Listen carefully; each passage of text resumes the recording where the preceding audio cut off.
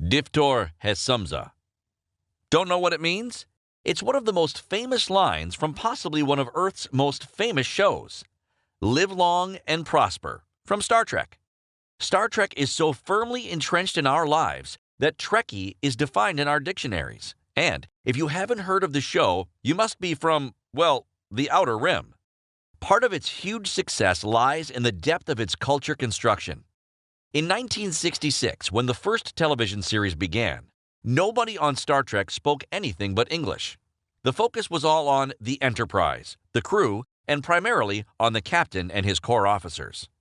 As time passed and popularity increased, the Star Trek universe began to expand, both as film franchises and spin-off series, and a massive fan following developed, so strong they got their own name.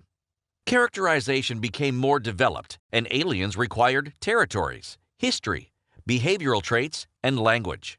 Mr. Spock was the only regular in the original series who had a distinctive alien characterization, but even he didn't begin speaking Vulcan until episode 30, and that only in extremis when he was overcome by the urge to have sex. Some other words were included in this episode, but Vulcan as a working language didn't really expand until the movies came out, and more sophisticated spin-offs evolved. In the first two films, actors continued to speak English, with Vulcan overdubbed afterwards. But then the language began to proliferate. Trekkies constructed their own lexicons, and fan groups formed who expanded the basics into entire cultural histories.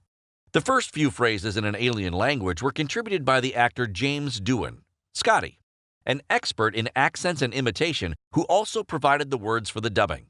But the main impetus for building these into a proper language was provided by experts.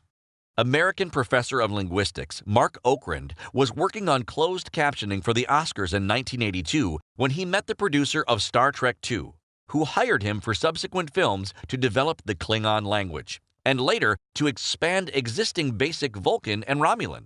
Using his in-depth linguistic experience, Okrand went on to produce an entire language, complete with grammar, syntax, and vocabulary, and, in 1985, published the immensely successful Klingon Dictionary. Klingon became so popular among Trekkies that Okrand published 2 more books and, in 2010, co-wrote a Klingon libretto for an opera. In that year, you could have also attended a performance in Klingon Shakespeare, with translations by the Klingon Language Institute. The Vulcan Language Institute also started 30 years ago, where fans instituted an entire linguistic system incorporating a number of dialects. Meanwhile, there is a current legal battle going on between the movie studios and the publishers of the non-franchised, fan-funded Star Trek movie Xandar. The franchised film studios argue that Klingon does not exist as a real language and that they own the rights to it. But a group of independent language creators and linguistics have filed a brief supporting the claim that it is an actual living language used by Trekkies at conventions, in TV shows and books, at colleges, and even at weddings. Other constructed languages in Star Trek exist in later series, including Rihansu, the Romulan language, Bajoran, common in Deep Space Nine, and one called Ferengi, actually Pidgin English for foreigner.